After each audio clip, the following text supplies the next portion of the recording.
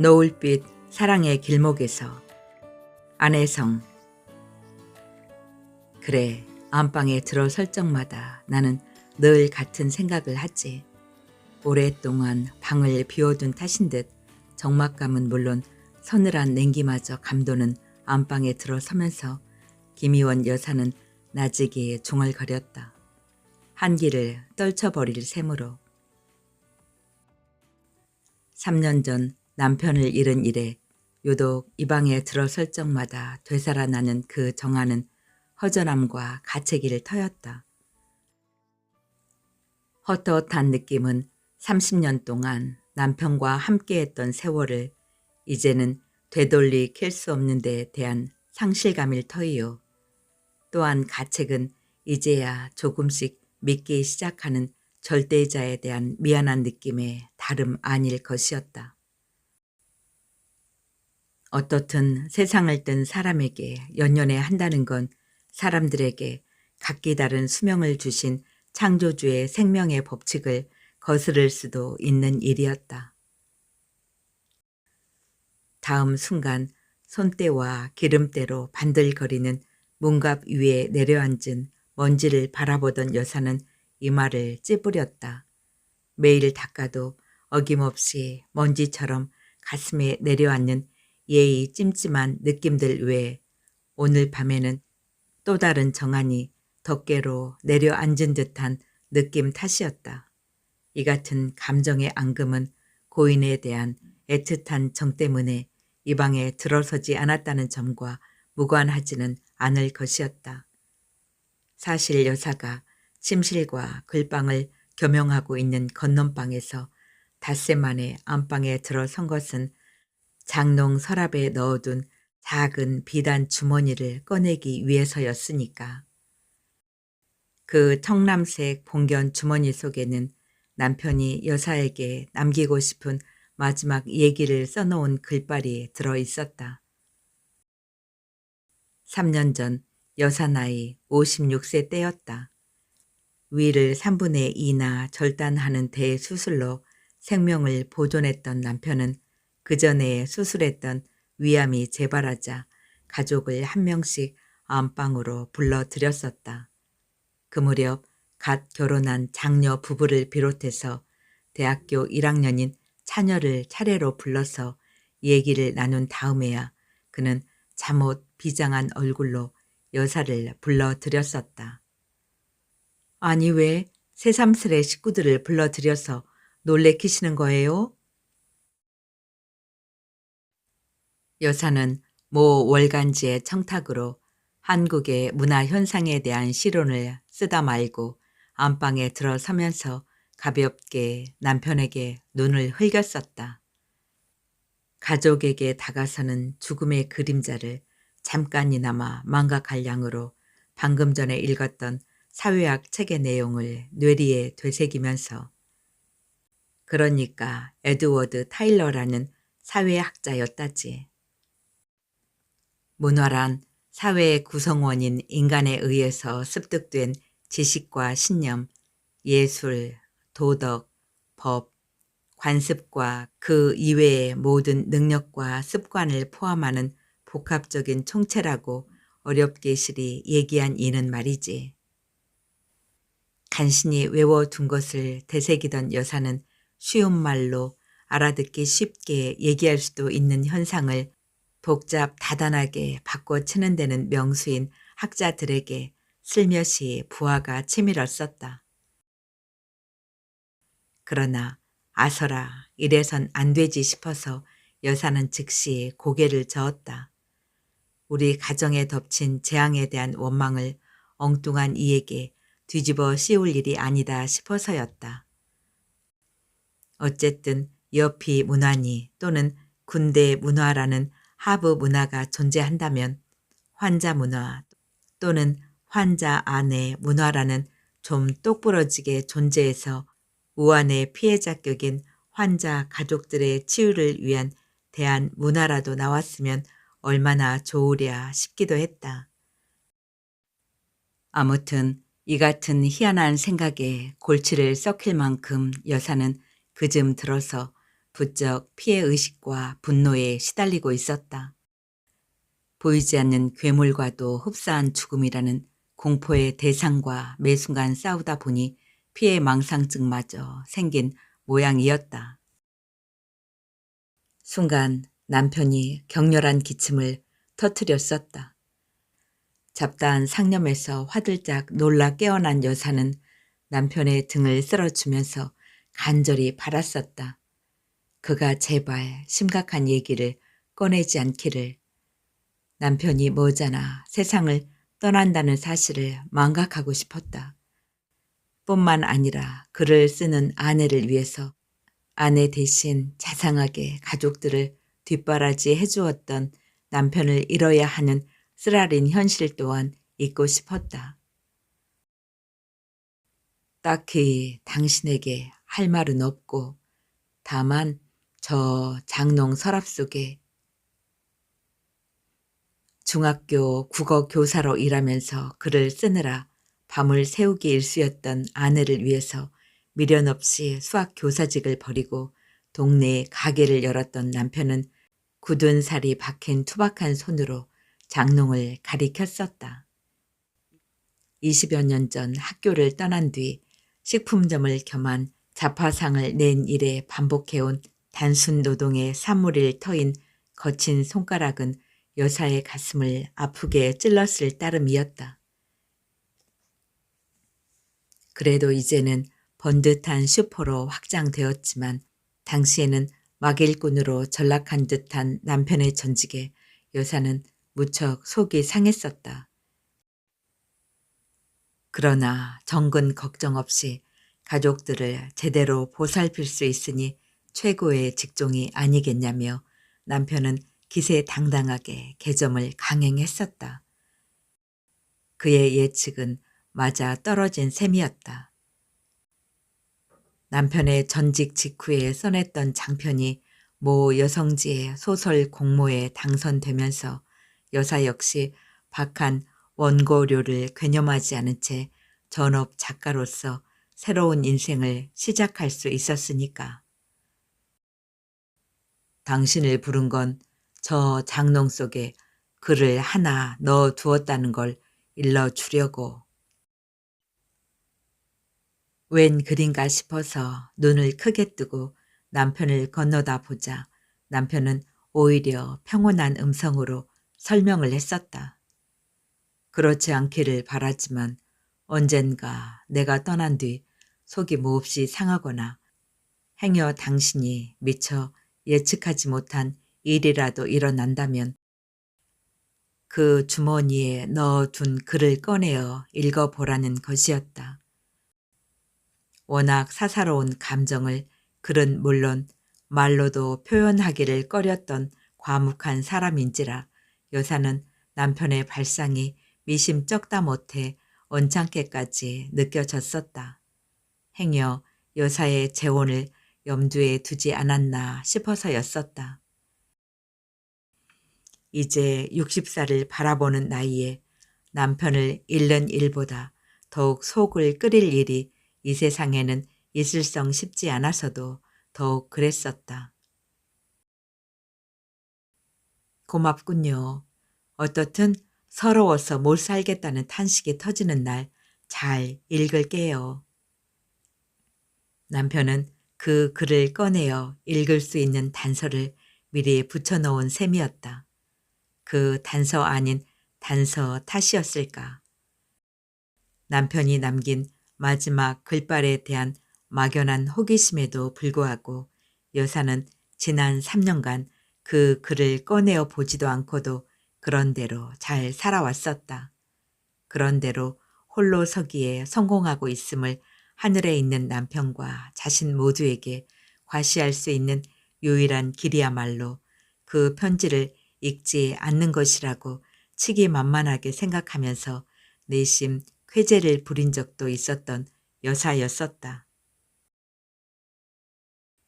헌데 그로부터 3년 뒤인 오늘 밤 상황은 반전된 것이다. 뒤엉킨 실타래처럼 얽히고 설킨 심기를 여사는 도저히 추스를 수가 없었다. 남편의 예측이 맞아 떨어진 듯한, 아니 남편 앞에 여지없이 무릎을 꿇는 듯한 패배감 역시 만만치 않았다. 사실 3년 전 남편이 그 얘기를 했을 때 여사는 내심 코웃음을 쳤었다.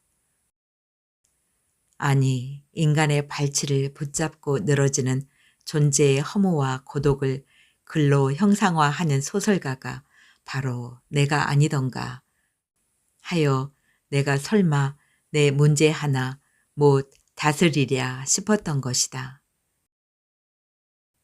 그러나 당시 삶의 오묘한 조화 속을 뚫어보기에는 내가 너무 미숙했던 것일까. 여사는 사람의 힘이란 그들의 무력한 실체를 있는 그대로 겸허하게 용납하는 데 있노라고 사람들 앞에서 목청을 돋궜던 터라 결국 비단 주머니를 묶어둔 매듭끈을 풀기 시작했다. 드디어 주머니 아귀가 열렸다.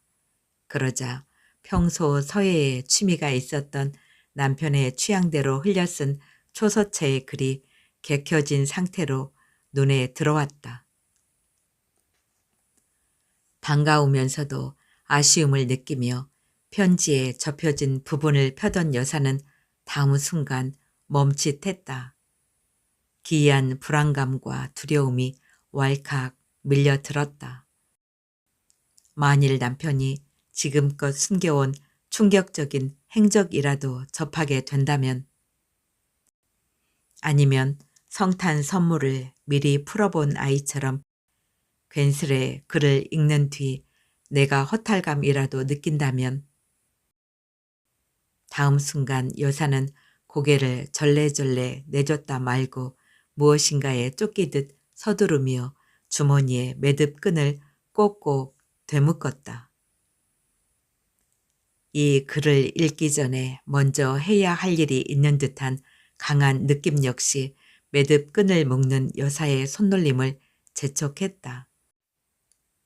그렇다면 나는 먼저 남편을 앞세운 지 3년 만에 왜 이리도 마음이 착잡한지 그 원인부터 차근차근 짚어봐야 하는 게 아닐까. 그래야 할 것 같았다. 여사는 주머니를 장롱 속에 다시 넣어둔 다음 안방을 나섰다. 여사는 어느새 고개를 주걱거리고 있었다. 사람들 앞에서 큰 소리에 칠 일이란 전혀 없다는 사실을 뒤늦게 실감한 탓이었다. 작년 생일날이었다. 카네이션과 함께 브로치를 엄마에게 선물하면서 작은 딸 수인이는 한마디 했었다. 내년 이맘때 엄마의 찬란한 육순 생일 잔치에는 엄마를 진정 사랑하는 진짜 남성 팬으로부터 장미꽃 다발을 선물 받으시기를 바래요. 라고 그날 여사는 펄쩍 뛰면서 수인이에게 호통쳤었다. 그래, 나이가 몇인데 엄마가 나무새스럽게 사랑 타령을 하겠니? 너 엄마 연애할 때까지만 살아라. 헌데 그 찬란한 생일 잔치를 코앞에 둔 지금 여사는 소녀처럼 마음의 갈피를 잡지 못한 채 허둥대고 있었으니 사람이란 막 말을 할 일이 아니었다. 여사는 딸의 방문을 열었다. 자식이 집을 나간 탓인 듯 냉기가 뼛속 깊이 스며드는 느낌이었다. 자식이란 부모 품을 떠난 뒤 빈방 가득 내려앉은 적막감과 허전함으로 그들의 세를 과시하는 걸까? 아니, 자녀란 가톨릭 수사인 헨리 나우엔의 말 맞다나 우리 집으로 들어와 주의 깊은 관심을 구하며 잠시 머물다가 그들 자신의 길을 따라 떠나가는 손님에 지나지 않는 걸까? 여사는 새삼스레 작은 딸이 그리웠다. 전산학과 졸업반인 수인이는 대학원 입시 준비에 박차를 가하겠노라며 마침 사흘 전에 학교 앞으로 이사를 갔었다. 모녀의 관계는 늘 어머니의 완패로 끝나는 모양이었다. 아이는 지금 친구들과 깔깔대며 라면 파티라도 즐기고 있으리라. 여사는 한숨을 내쉬며 딸의 책상에 조심스레 걸터 앉았다. 어머나! 그제야 여사는 딸의 책꽂이 앞에서 작은 선물 꾸러미와 함께 카드를 발견했다. 오늘 오전 여사가 집을 비운 틈에 아이는 다녀간 모양이었다. 엄마, 내일 맞으시는 찬란한 60세 생신 축하드립니다. 내일 언니 부부와 함께 근사한 점심 대접해 드릴게요.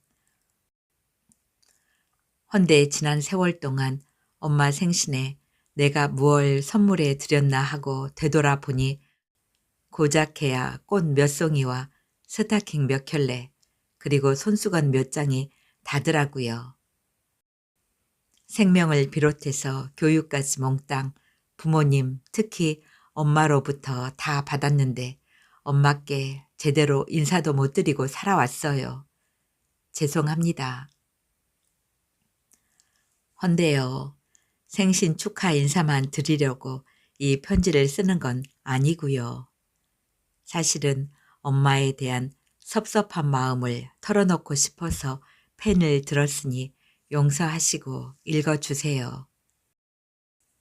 제가 대학원 준비한답시고 가출 선언을 했을 때 엄마는 너무도 자연스레 엄마와 저의 작별을 기정사실화 하시더군요. 저는 엄마가 대뜸 너 미쳤니? 시집도 안 간 애가 어떻게 혼자서 산다는 거니? 안 돼. 시집 가기 전에는 집에서 한 발짝도 나갈 생각은 아예 하지도 말아라 하고 조금은 무식하지만 솔직하게 저를 붙잡아 주시길 바랐거든요. 아무튼 지금은 얼떨결에 엄마 등에 떠밀려 집을 나온 듯한 느낌이에요. 어제 자취방에서 홀로 라면을 끓여 먹으면서 와락 울음을 터뜨렸죠. 불현듯 고교 시절에 언니와 함께 엄마를 성토하다가 울었던 기억이 뇌리에 떠오르더라고요. 그때 언니와 난 우리 엄마 역시 걸핏하면 연탄 집게를 들고 영숙이 뒤를 쫓으면서 에이그 이 못된 거사 너 때문에 속 터져 못 살겠다. 너 죽고 나 죽자 라고 퍼붓던 영숙이 엄마 같은 그런 보통 엄마였으면 좋겠다고 푸념을 했으니까요. 우린 예나 지금이나 유명한 엄마도 그리고 너무 고상한 엄마도 원치 않으니까요. 엄마, 우린 그렇고 그런 보통 딸들에 불과하잖아요. 그래서 우리 자매는 특별한 엄마 앞에서 외로움을 타나 봐요. 막상 이렇게 쓰고 보니 이 글을 드릴 자신이 안 서네요. 대학원 가서 공부 잘할 자신도 없고 시집 가서 잘 살 자신도 없으니 이 불안증과 불만을 엄마께 몽땅 뒤집어 씌우고 싶나 봐요. 대학 4학년생의 신세 타령이러니 생각하시고 양해해 주세요. 그냥 딸 수인이가 씁니다. 여사는 신음을 토해내었다. 자식들에게 육두문자를 써가며 닥달하다가도 돌아서면 자식 생각에 눈물 지었던 영숙 엄마를 부러워했다는 딸의 진솔한 바람 앞에서 여사는 둔기로 가슴이 치받친 듯 아팠다. 아직도 갈 길이 먼 문학도일 뿐이요. 두 자녀의 어미로서도 제대로 서지 못한 추레한 모습에 여사는 목이 메었다. 그냥 딸일 뿐이라고 써놓은 딸의 글이 나 따윈 엄마에게 별 볼 일 없는 존재라고 자학하는 것 같기도 하고 여류 명사를 자처하는 자신에 대한 비아냥거림인 듯해서 여사는 가슴을 움켜쥐고 딸의 책상에 머리를 묻었다. 아, 아이들은 이해할 수 있을까? 그들의 미래에 과잉 기대를 하지 말자고. 그래서 그들만의 자유로운 인생을 살게 하자며 자식 욕심에 억지로 빗장을 질렀던 이 애미의 애끓는 모정을 이는 무남 동녀인 나에 대한 기고만장한 어머니의 맹신과 자식 앞에서 노모의 기대를 채워줄 수 없는 자신을 미워했던 내 서러운 성장기의 부산물이 아니었던가. 남편과 외아들을 동난의 와중에 잃은 뒤 당신의 유일한 혈육이었던 나와 내 삶을 당신의 것과 동일시하면서 나를 다그쳤던 어머니를 대할 적마다 나는 늘 다짐했었지. 내가 만일 어머니가 된다면 나는 다만 자식들이 원하는 삶을 살도록 그들의 삶에 결코 멍해를 씌우지는 않으리라고. 여사는 순간 딸의 의자에서 벌떡 일어섰다. 귓전에 생생히 되살아오는 어머니의 통곡에 여사는 소스라치게 놀랐다. 여판사가 되는 대신 평범한 교사가 되자마자 결핵에 덜컥 걸린 뒤 그것도 모자라는 듯 가난한 노총각 교사와 결혼해서 단칸 새방에 주부로 물러 앉아버린 딸의 지지리도 못난 인생살이에 땅을 치며 터뜨렸던 어머니의 곡성. 그 통한의 울음은 여사가 두 딸을 내리 출산했을 때에도 그리고 그들이 사내 애들과 다투다 울면서 집에 달려들었을 때에도 그리고 그들이 초등학교는 물론 대학에 들어갔을 때에도 귓전을 떠나지 않았었다. 과연 아이들은 이해할 수 있을까? 그처럼 그악스런 어머니 앞에서 물러터진 스스로에 대한 열등감 탓에 차라리 애들의 성장을 한 걸음 물러서서 지켜보는 엄마가 되자고 다짐했던 미숙한 애미를 두 딸 모두에게 등이 떠밀린 듯한 충격을 사귀지 못한 여사는 급히 딸의 방에서 나왔다.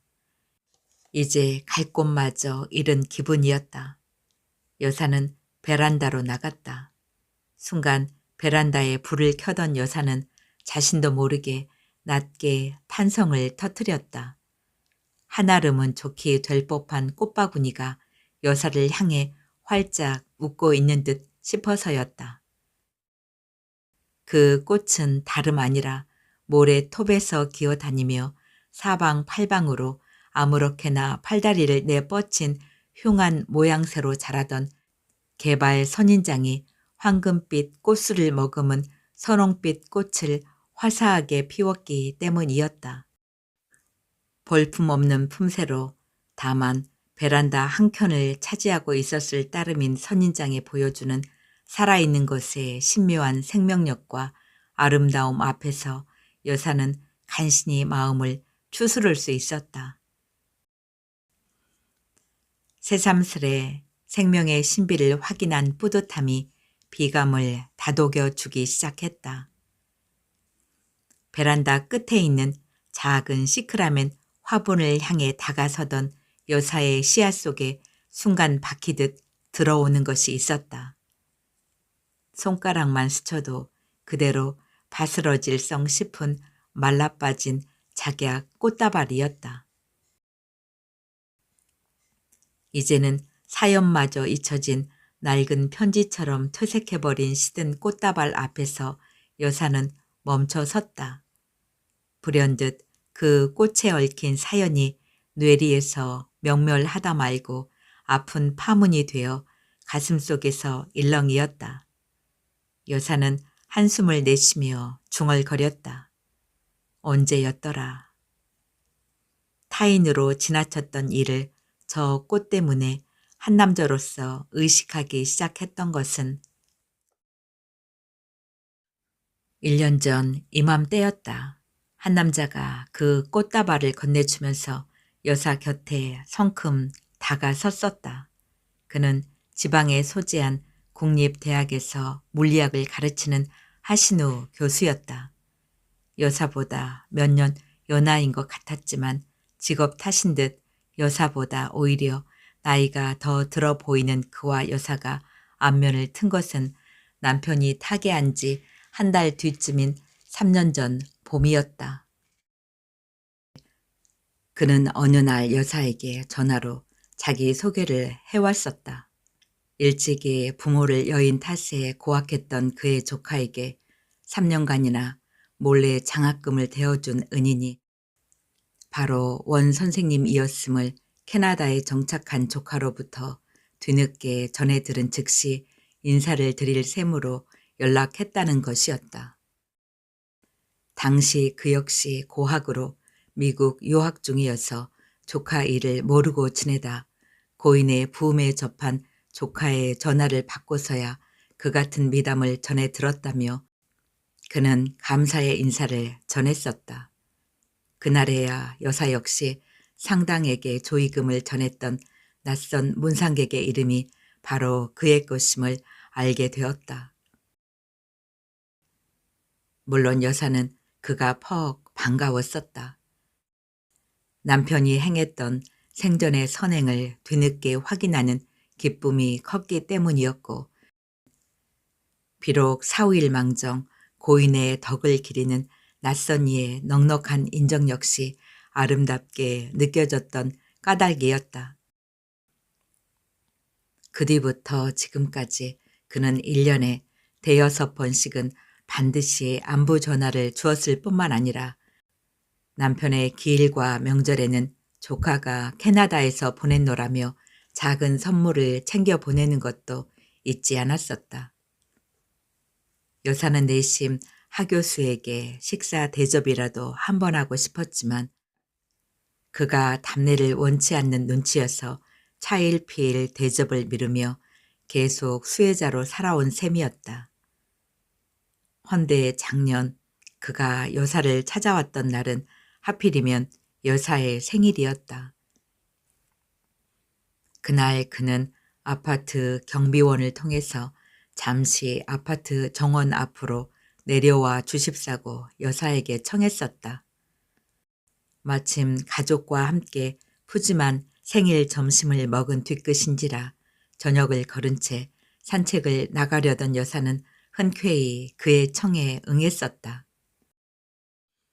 정원 앞으로 여사가 내려갔을 때 그가 내밀었던 꽃이 바로 작약 꽃다발이었다. 화원을 지나는데 꽃이 우아해서요. 불현듯 선생님 생각나기에.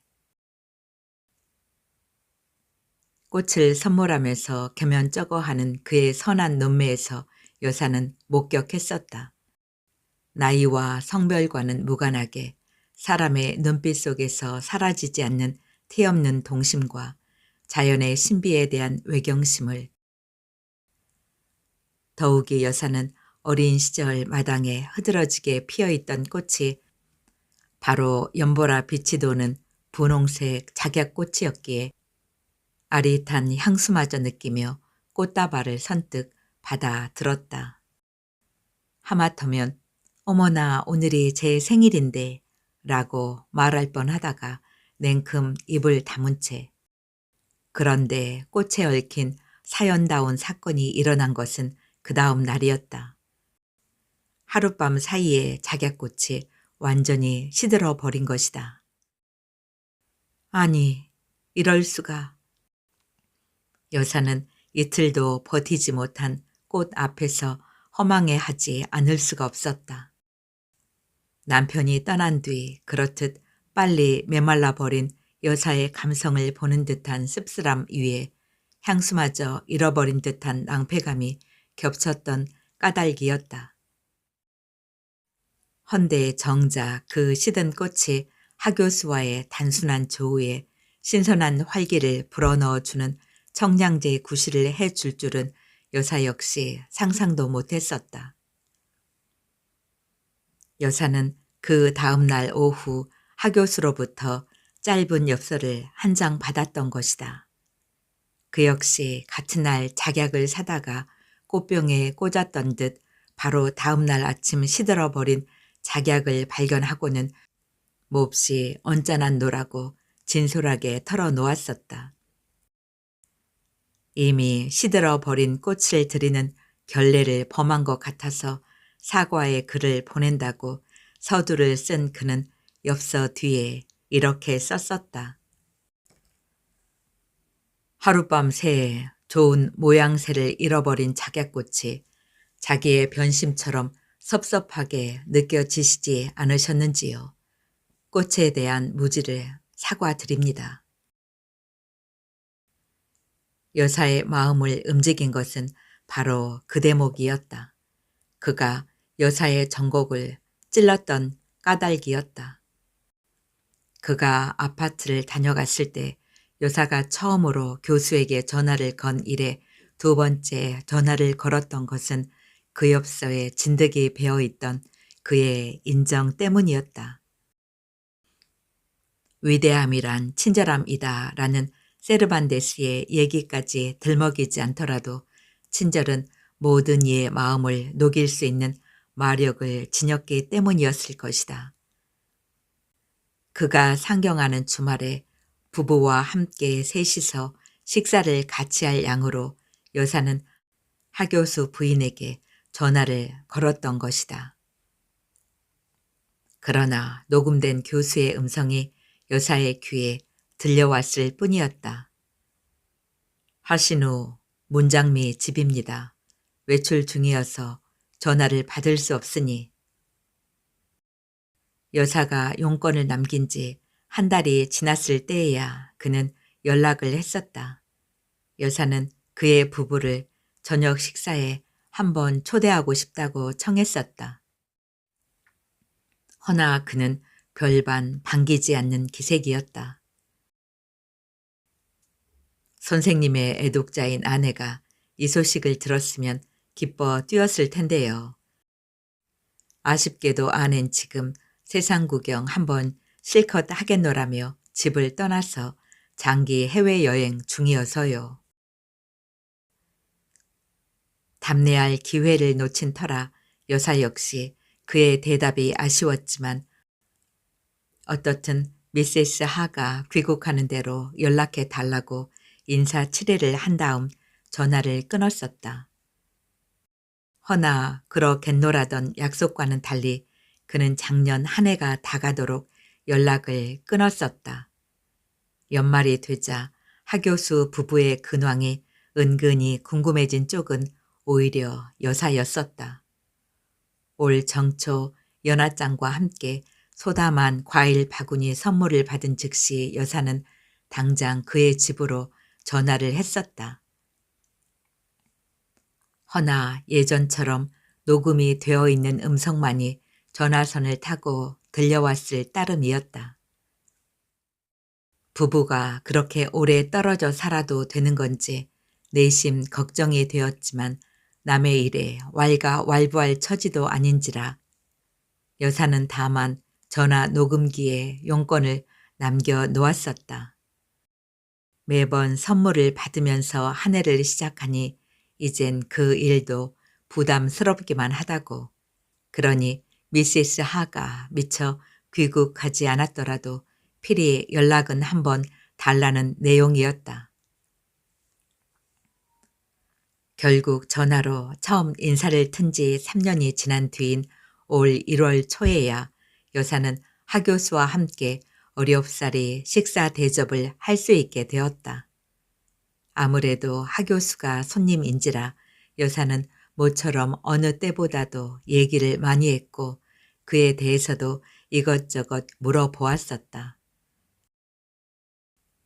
물리학자인 그가 지방신문사의 객원 논설위원으로도 일하는 등 폭넓게 사회활동에 참여하고 있다는 사실도 여사는 그제야 처음으로 알게 되었다. 아내의 여행을 적극 밀어주는 페미니스트인 그를 치하해준 여사는 그래도 노파심에 한마디 했었다. 아내가 올해 집을 비우면 불편하지 않은가라고.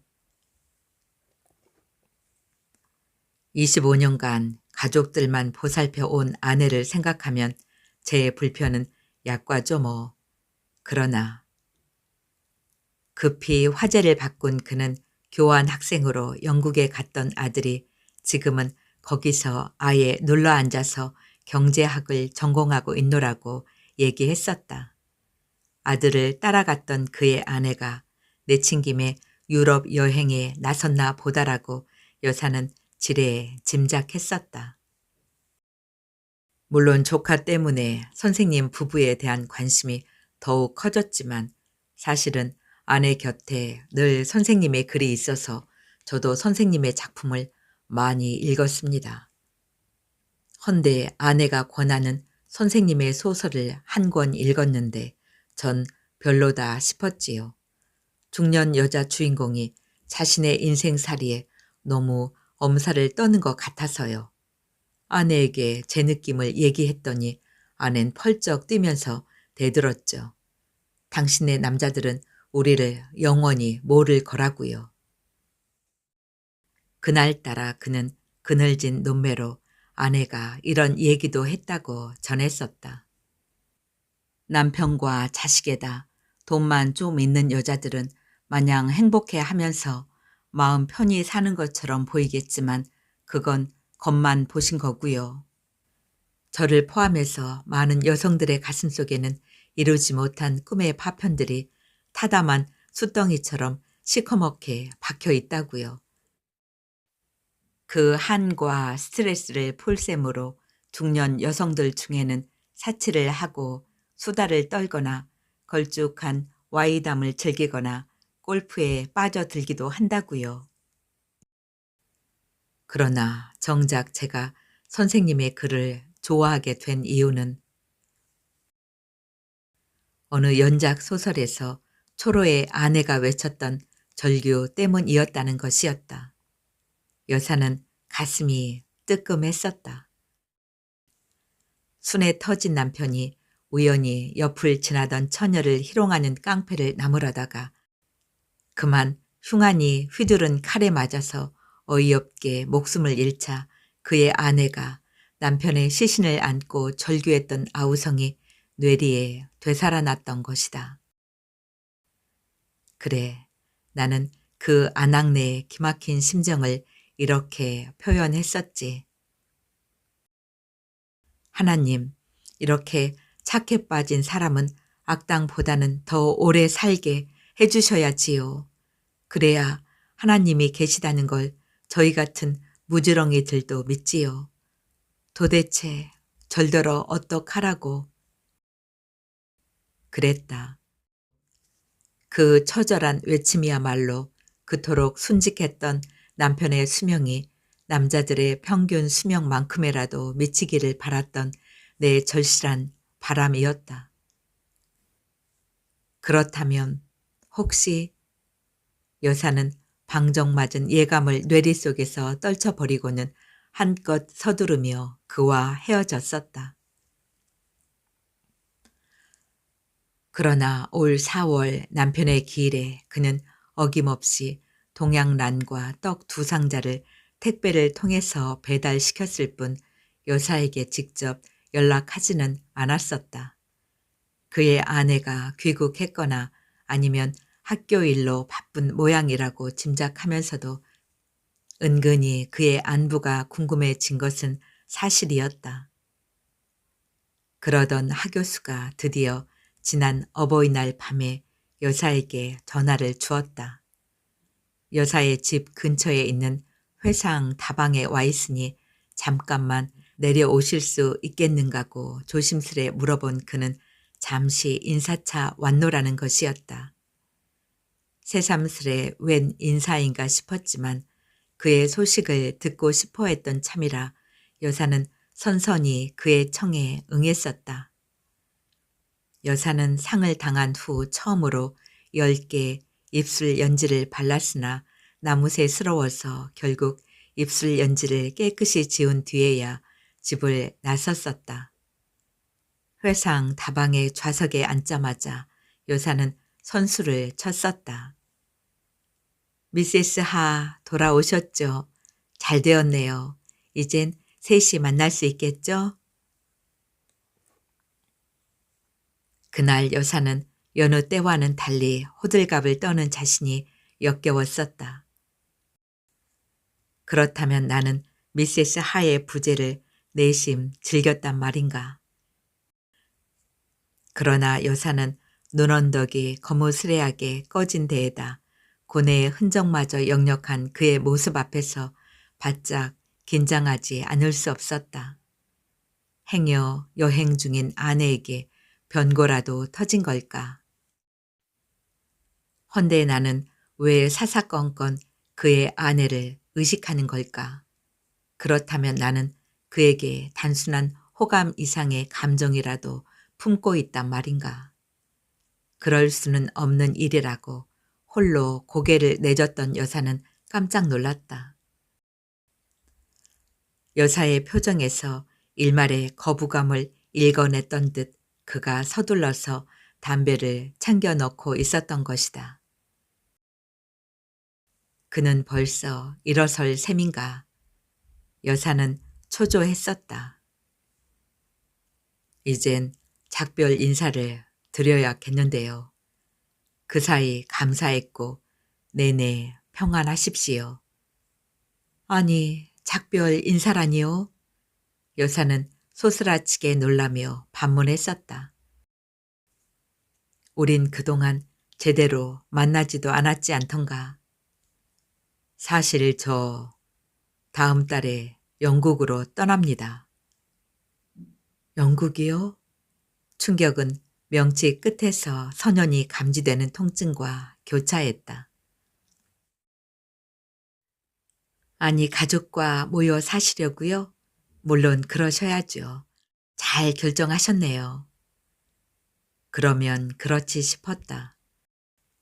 유럽 아니라 세계의 오지까지 누비는 대단한 모험심과 능력까지 고루 갖춘 잘난 여자라지만 그 여자 역시 남편과 자식을 끼고 살기 위해서는 세상 끝까지라도 달려가는 억척스런 한국 여편네에 불과하겠지 뭐. 내심 혀를 차던 여사는 때 아닌 구토증에 휘말려 들었다. 하교수를 다시는 보지 못하리라는 사실에 경악한 나머지 가족끼리 모여 살고 싶어하는 인간의 당연한 바람과 본능조차 비아냥대고 있는 못난 자신이 그렇게 천하게 느껴질 수가 없었다. 아들 녀석이 우선 저를 기다리는 눈치인데다 연구 활동에 재충전을 할 수 있는 마지막 기회일 듯 싶어 선뜻 교환 교수 자리에 나섰는데 막상 떠나자니 여사는 이제 사람 떠나보내는 일을 더는 견딜 수 없을 것 같아서 급히 자리에서 일어섰었다. 3분 만에 영국 생활이 새로운 신혼 생활이 되시기를 바라고요. 늘 건강하시고. 이빨림으로 별살을 읊어대면서 다방을 나서던 여사는 이 나이에 웬 이별수가 끼었나 싶으니 슬며시 부하도 치밀었지만 핑그르 도는 눈의 물기만은 어쩔 수가 없었다. 대학원 입시 준비를 한답시고 바리바리 짐을 꾸려들고 수인이가 집을 나섰던 게 바로 엊그제 아니던가. 뒤늦게 낳았던 철없는 딸에게 눈물을 보이지 않으려고 나는 얼마나 안간힘을 썼던가.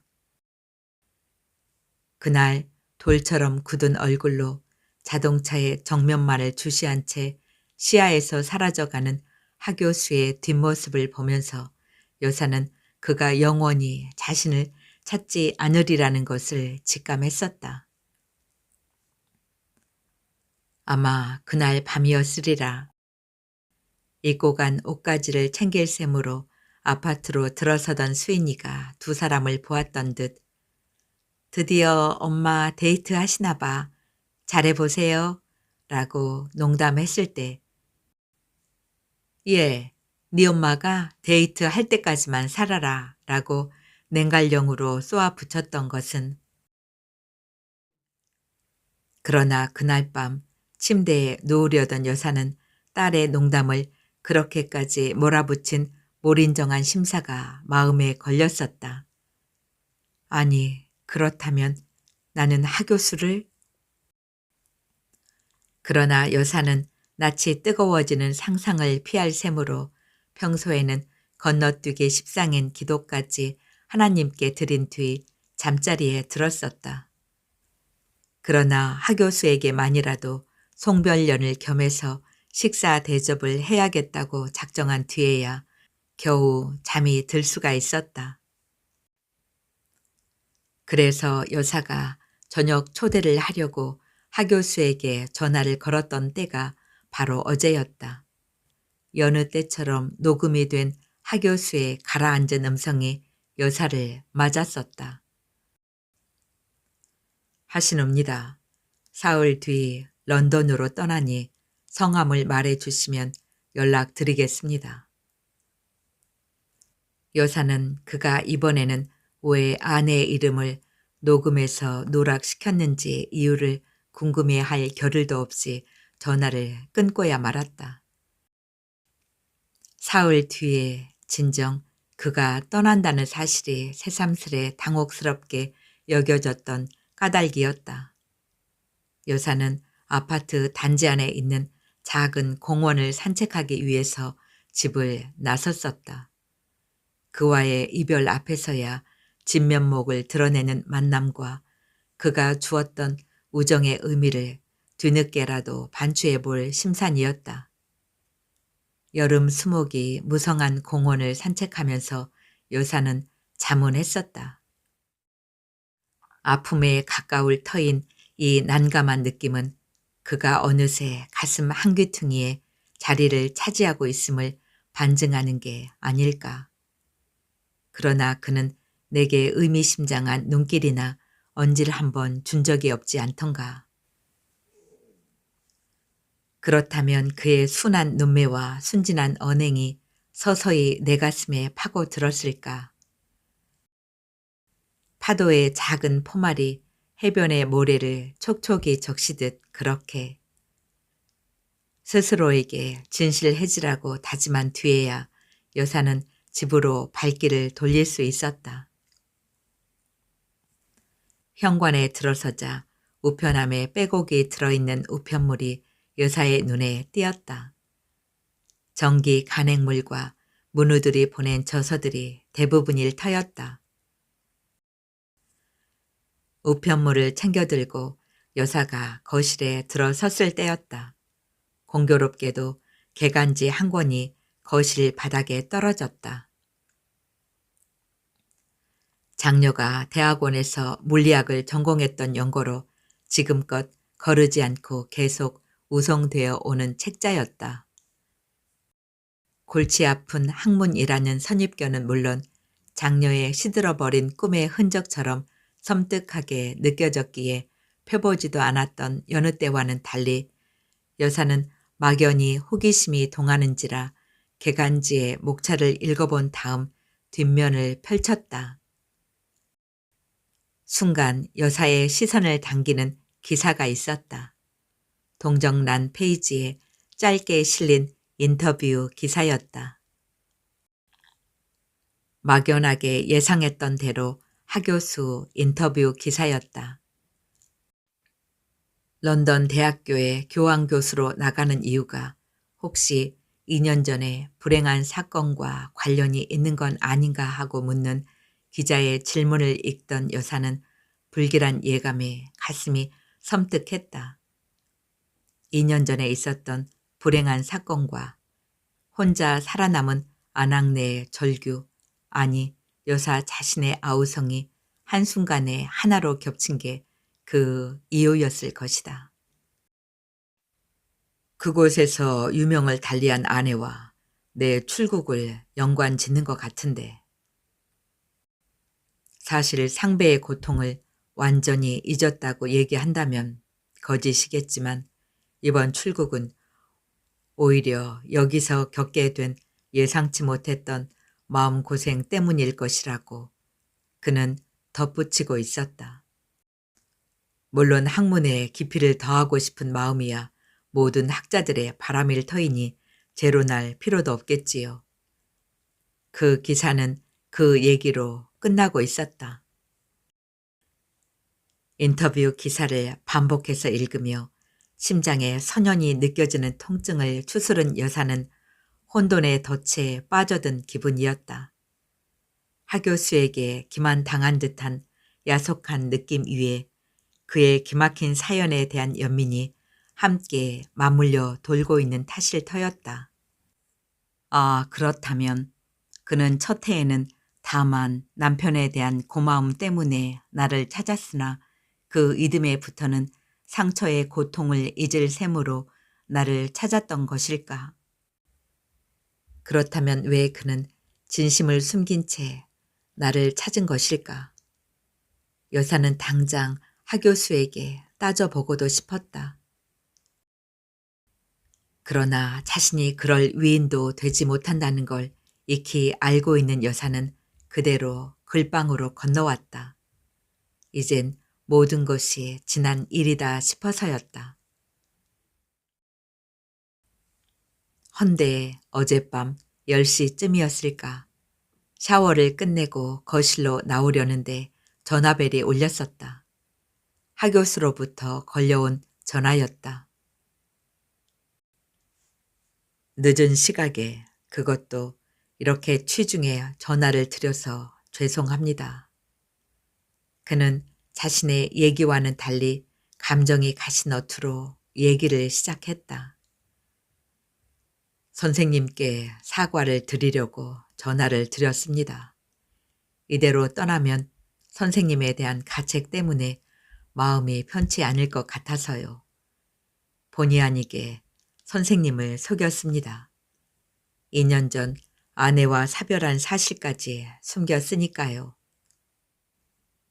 아들 때문에 잠시 영국에 갔던 아내는 빌린 자동차로 런던 교회로 나갔다가 그곳에서는 차량이 좌측 통행이라는 점을 순간적으로 망각한 채 운전하다가 그대로 변을 당했습니다.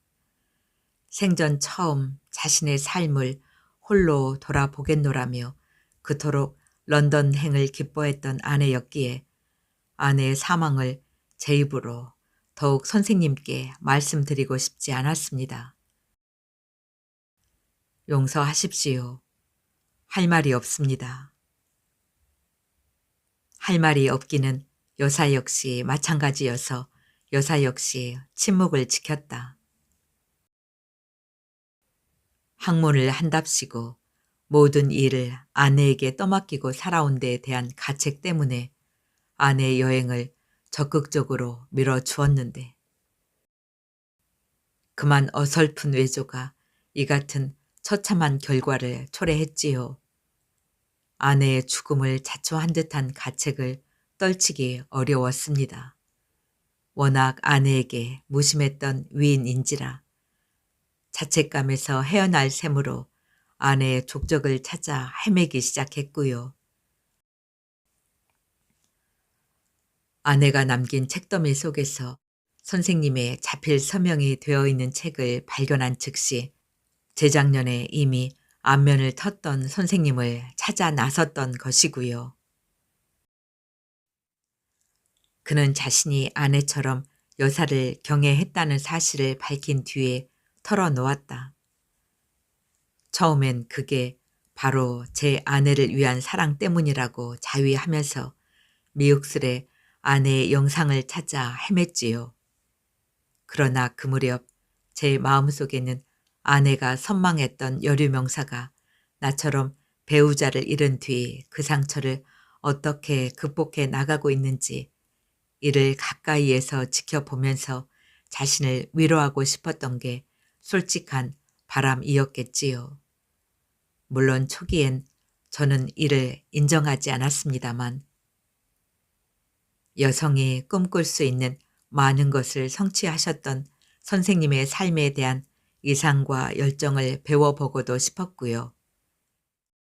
그러나 상처를 딛고 일어서서 창작에 몰입하시는 선생님의 모습 속에서 이 나라 여성들의 저력인 강인한 삶의 의지를 새삼스레 확인해 가면서 위로와 용기를 늘 건네 받곤 하던 저는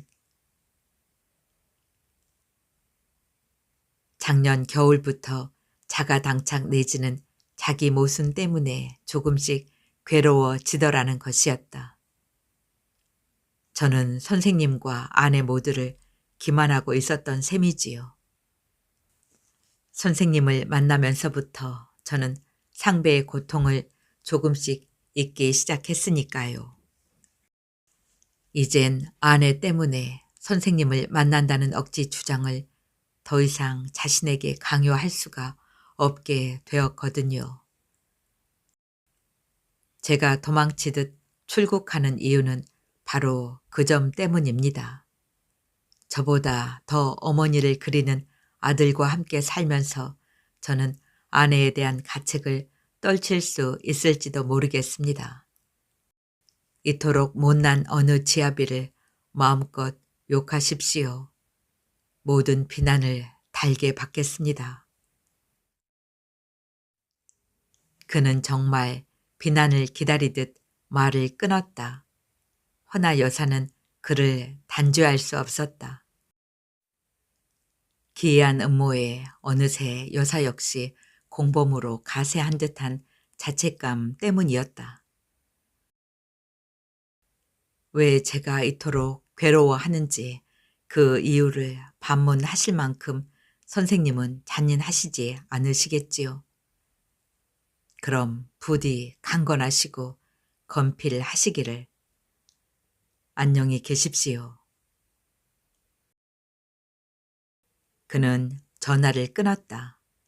여사는 한동안 망연히 앉아 있었다. 날이 선 비수가 심장을 스친 듯한 한기는 연민의 정으로 그것은 가책이 뒤엉킨 희열과 고통이 되어 전신으로 번졌다. 여사는 나 역시 당신과 나를 속였노라고 그에게 털어놓고 싶었으나 고개를 저었다. 이제는 나이를 생각해야 할 때였다. 여사는 곧바로 샤워를 했었다. 몇 번씩이나 비누칠로 몸을 씻어내렸건만 감정의 찌꺼기는 시원스레 떨칠 수가 없었다. 허나 진실을 털어놓고 용서를 청한 그쪽만이라도 그나마 발을 뻗고 잘 수 있으리라는 점을 위로로 삼자며 여사는 잠을 청했었다. 허나 여사는 설핏 잠이 들었다가도 경기하는 아이처럼 놀라서 잠에서 깨어나곤 했다. 결국 새벽에 침대에서 내려오고야 말았다. 그리고는 동이 틀 때까지 걸린 공원을 산책한 뒤에도 가슴이 가라앉지 않자 회상에서 커피를 마시며 월간지를 들추면서 시간을 보냈던 여사는 오후에는 집안 청소를 했었다. 그리고도 시간이 남자 여사는 수다 떠는 데는 이골이 나 있는 여고 동창생에게 전화를 걸어 동창들의 소식을 얻어 들으며 오후 시간을 보냈었다. 그러나 여전히 허공에 떠 있는 마음을 잡을 길이 없자 여사는 저녁을 먹은 즉시 드디어 마음을 작정하고는 방금 전에 안방에 들어선 것이다. 남편이 남긴 편지를 읽을 셈으로. 그러나 주머니를 열었던 순간에 엄습한 두려움과 불안증에 이마저 포기한 뒤 찾아 들었던 작은 딸의 방에서도 한 방 호되게 얻어맞은 뒤 베란다에 나왔다가 우연히 마른 작약꽃을 발견한 것이었다. 여사는 손가락만 스쳐도 잿더미 마냥 그대로 내려앉을 것 같은 시든 꽃에 얽힌 사연을 되새기다가 고개를 주걱거렸다. 여사는 어제부터 2개의 상반된 자의식과 내면의 바람 사이를 줄곧 오가며 방황하다가 이젠 자신과 호된 싸움을 벌이고 있었다. 여사의 차가운 이성은 강하게 명령하고 있었다. 세상의 모든 갈등으로부터 자유롭게 노연한 삶의 관조자로서 하교수와 만남을 단지 조우로 스쳐 보내도록, 그리고 또 다른 여사의 의식은 여사의 내면 속에 숨겨진 자신의 진솔한 실체, 그러니까 한 남자의 따스운 품과 인정을 그리워하는 한 여자로서 진면목을 자인하도록 강하게 부추기고 있었다. 자기 모순의 덫속에서 한동안 헤매던 여사는 드디어 마음을 굳혔다. 오직 여사 자신에게 진실해지자고. 여사는 즉시 안방으로 향했다. 방 안에 들어선 여사는 망설이지 않고 장롱 속에서 남편의 글을 꺼내었다. 그리고는 일말의 기대와 흥분마저 맛보며 여사는 남편이 남긴 마지막 사연을 읽어 내려나갔다. 사랑하는 수인이 엄마에게, 필치가 무딘 내가 이 글을 남기는 이유는 나처럼 평범한 사람을 그렇게 초지일관 같은 마음으로 감싸주고 믿어준 당신에 대한 고마운 마음을 전하기 위해서라오. 진정 당신에게 감사하고 싶구려. 또한 이 글을 당신에게 쓰고 있는 다른 이유가 있다면 그것은 당신에게 언젠가 적절한 기회가 찾아온다면 제발 멋있는 제2의 인생을 살아보라는 권유를 하기 위해서라오. 소설가요 상담가인 당신은 내 권유를 귓등으로 흘려보낼 수도 있겠지요. 그러나 사람 일이란 그렇듯 마음 먹은 대로 되어지는 게 아니라는 걸 당신이 나보다 더 잘 아실 것이요. 노골적으로 털어놓자면 만일 당신이 괜찮은 사람을 만난다면 사랑도 하고 재혼도 하시라는 얘기요. 이 세상에 사는 동안만 남녀의 사랑과 결혼이 존재할 뿐 하늘나라에는 인간의 성이나 결혼이 존재하지 않으며 다만 사람들의 완벽하게 아름다운 삶과 그들의 영원한 생명만이 존재한다는 설교를 교회에서 들은 적이 있기 때문이라오. 오로지 이 세상 사람들만을 위해서 허락하신 하나님의 은총이 바로 이 세상의 생명과 남녀의 사랑이라니 당신은 내가 떠난 뒤에 찾아올 수도 있는 소중한 기회들을 미리 포기하진 마시오. 이렇게 권하는 까닭은 당신에 대한 내 채무감 때문이요. 왜냐하면 나는 당신이 다른 남자를 사랑할 기회를 거의 빼앗다시피 하면서까지 급히 당신에게 청혼을 하지 않았었소. 동란 중에 부친과 큰 오라버니를 여인 당신이 간신히 사범학교를 졸업하고 교사로 사회에 첫 발을 내디뎠을 때 당신은 설상가상으로 급성폐렴으로 생사의 고비를 넘나들고 있었소. 결국 당신에게 다른 삶의 선택의 여지가 없었을 때 가난한 노총각이었던 나는 당신과 결혼을 강행했던 것이요. 당신은 노모와 당신의 생계 때문에라도 나와 당장 결혼을 해야 할 처지가 아니었소? 그 사이 당신은 소위 명사의 대열에 서 있었건만 단 한순간도 나와 자식들에 대한 도리를 소홀히 한 적이 없었소. 나는 이 점을 특히 치하해 주고 싶소. 그래서일 거요. 죽음이 서서히 다가오는 요즘 어떻게 하면 당신이 내게 선물했던 진실된 사랑을 되갚을 일이 있을까 고민하게 된 것은 말이요. 이제 내가 자유롭게 하늘나라로 날아오르는 것처럼 이 세상에 남은 당신 역시 자유롭게 펄펄 날며 나머지 인생을 멋있게 살아보시구려. 당신의 따스운 인정으로 이 세상에서 사랑을 잃고 추워하는 사람을 품어 주시구려. 진실된 사랑이란, 그러니까 진리와 함께하는 진짜 사랑이란 누구에게도 해하게 될 수 없으며 오직 하나님께서 주신 최고의 축복이라고 목사님께서 말씀해 주시지 않으셨소. 자, 제2의 새로운 삶 앞에서 두려워하거나 뒤로 물러서지는 마시오. 그럼 천국에서 친구로 다시 만날 때까지 건강하고 행복하시오. 수지, 수인이 아빠 같습니다. 여사는 너무도 의외인 남편의 당부에 만감이 교차했다. 그러나 무엇보다도 여사의 가슴에 잔잔히 스며든 것은 아내를 향한 남편의 지순한 사랑이었다. 또한 여사는 인정해야 했다. 정작 참한 마음으로 여사를 만났던 첫 순간부터 생의 마지막 순간까지 아내를 사랑했던 이가 남편이었음을 여사는 순간 엷은 가책을 느꼈다. 남편의 그 같은 순박한 사랑을 거부하지 않으며 그의 신뢰와 애정을 배반하지 않는 것만이 여사가 남편에게 되돌릴 수 있는 최선의 도리라고만 생각했던 적도 있었던 까닭이었다.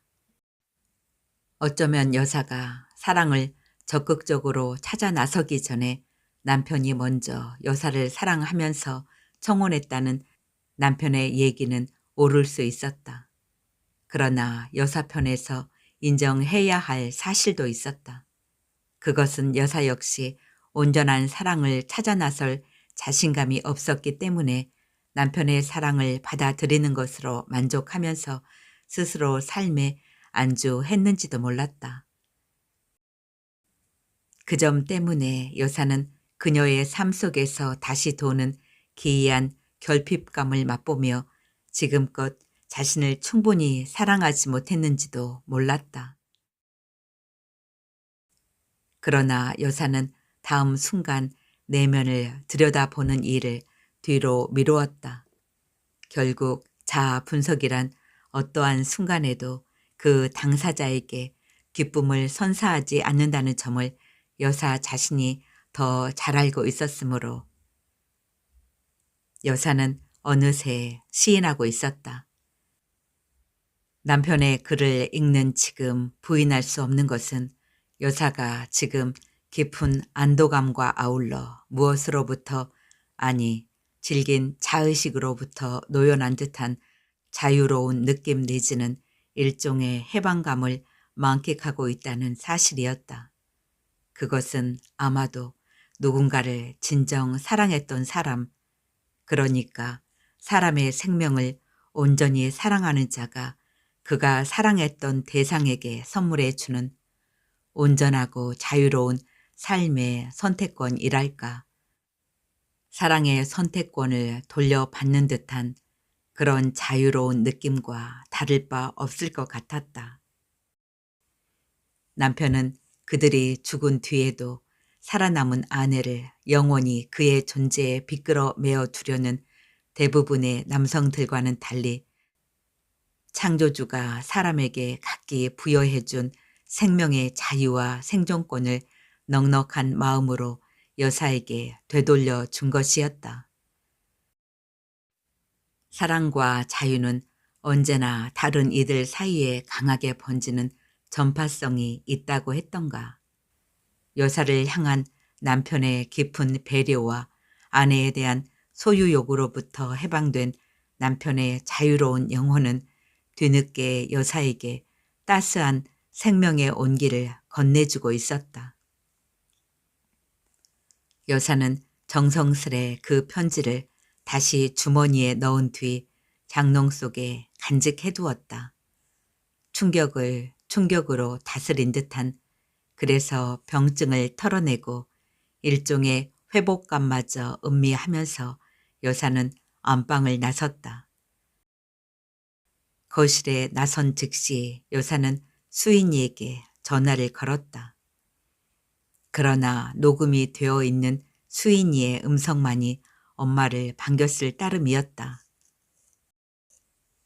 수인이니? 엄마야. 집에서 너랑 살았으면 좋겠다는 얘기를 하려고 전화를 걸었어.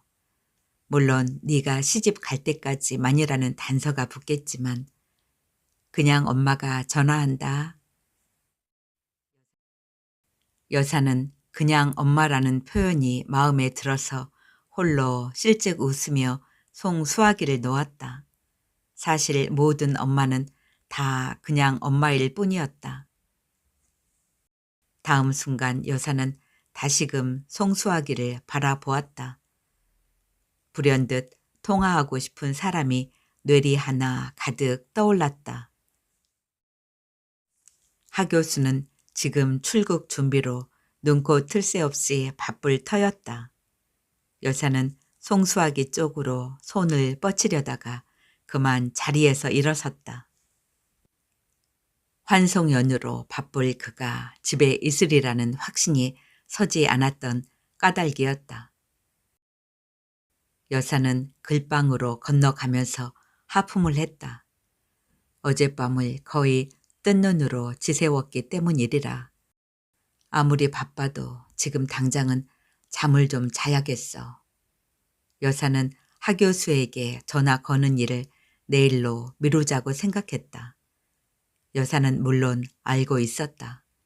내일 아니면 모레 자신이 그에게 전화할 수도 아니면 전화하지 않을 수도 있는 것처럼 하 교수 역시 여사의 전화를 받을 수도 있고 그렇지 않을 수도 있으며 만나자는 여사의 청을 그가 수락할 수도 거절할 수도 있을 것이었다. 그러나 그 모든 것들은 이제 여사에게 그렇게 중요한 것처럼 느껴지지 않았다. 다만 여사가 지금 만끽하고 있는 소중한 느낌은 하 교수는 물론이고 많은 이들을 자유롭게 사랑으로 품어 안을 수 있을 것 같은 약간의 자신감이었다. 그러니까 카톨릭 수사요 예일대 교수였던 헨리 나우엔의 얘기처럼 다른 사람의 외로움을 보호해주고 존중해주며 그가 그 외로움을 나와 나눌 수 있는 고독으로 전환시킬 수 있는 자유로운 공간을 마련해주는 그런 사랑의 신비를 얼만큼 이해한 듯한 그런 자족감과 비슷한 자신감일지도 몰랐다. 아마도 이는 어느 누군가로부터 온전한 사랑을 선물 받았던 자가 누릴 수 있는 생명력 때문일까. 여사는 글방 문을 기세 좋게 열었다. 수인이의 덕담처럼 찬란한 60세의 생일을 청정한 의식과 눈빛으로 맞기 위해서라도 지금은 아이처럼 깊은 잠을 자면서 휴식을 취해야겠다고 생각하면서